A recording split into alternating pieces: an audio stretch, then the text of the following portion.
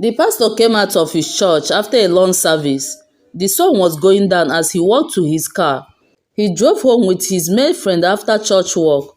On the road, he saw a young woman walking alone. He stopped beside her and spoke to her through the car window. She answered shyly. You're absolutely beautiful. Oh, thank you. May I have your number? Want my number? I'll call it for you. Yes, please. I'll install it. Okay, it's ringing. Got it. Thanks. Oh my god, that's loud. Hey, babe. I was just thinking about you. You always make me laugh.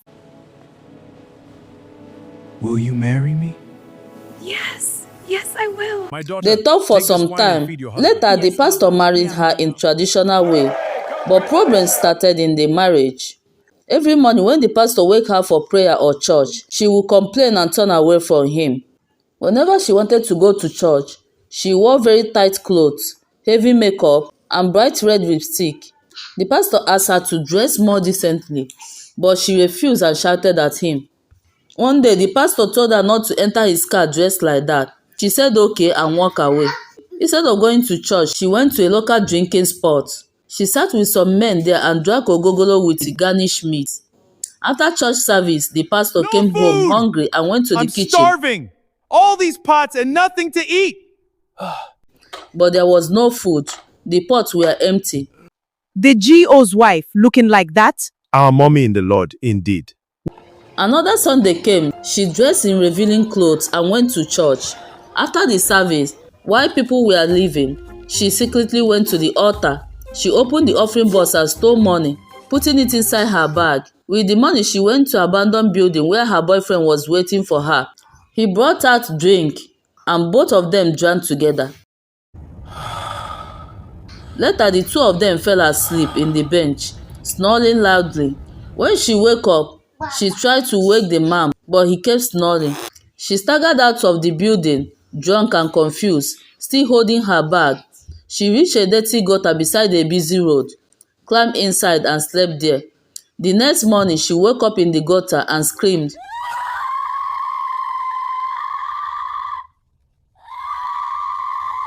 She quickly grabbed her handbag and climbed out. She walked around in confusion because she didn't know where she was going.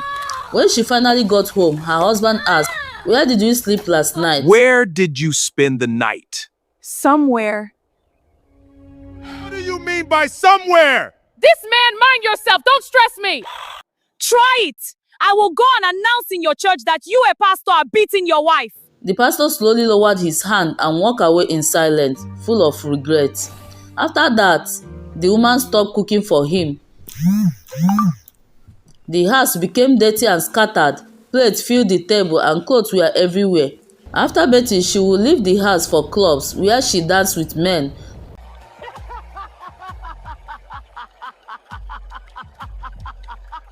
Smoked and drank alcohol.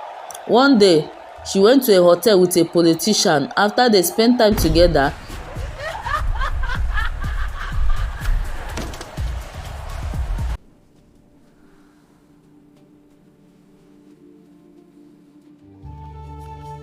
the politician used a white handkerchief to clean something from her body. Then he went back home. Inside the house was a secret room. A grandmaster spirit appeared before him. The politician placed the white handkerchief into the spirit's mouth. The spirit laughed, and the politician laughed too. Then he bowed before his altar and went back to his sitting room to drink wine. In the woman's house at night, the woman pushed the pastor off the bed onto the floor and occupied the whole bed by herself. Don't come to this bed if I eventually sleep, Mr. Man.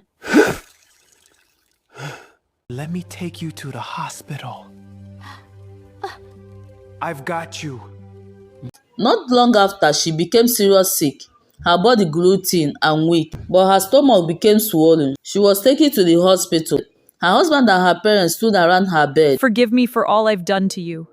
And to my parents, I'm so sorry. She asked everyone to forgive her. Her mother cried bitterly. Her father stood in deep pain.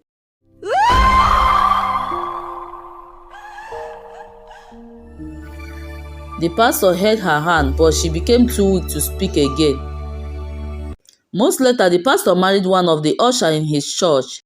With this ring, I thee wed. With this ring I thee wed. Wake up, sleepyhead. Good morning. It's a beautiful day. Now, the new pastor's wife cared and loved him. She's just the opposite of the late wife. She keeps the home. She helps in almost everything. Morning. Ready to brush? Okay, my turn. Please, honey, hurry. She's the kind of woman every man will pray to have. Even the church members say good things about her. They say she takes good care of the pastor. She dresses modestly. She does not review her body or go after Let men. me help you with that, darling. Thank you, my love. They're perfect. You're perfect. She also helps in dressing her husband for church. Haba, who will not like this kind of woman for a wife? At least she makes sure that they eat before leaving the house for church. There we go. Thank you, dear. Perfect. Let me get that for you, my dear. Thank you, darling. Such a gentleman. Of course. Have a wonderful day. What a blessing to see you all. Thank you, church family. Welcome back, Pastor. Thank you all. We're so happy to be here. Bless you, my brothers and sisters. Welcome. We love you. Welcome, everyone. You both look wonderful. Thank you, dear. So good to see you. Because he first She sings with a beautiful voice in church. The people are blessed. The pastor himself stands and preaches the truth. He tells the young people not to let their eyes decide for them.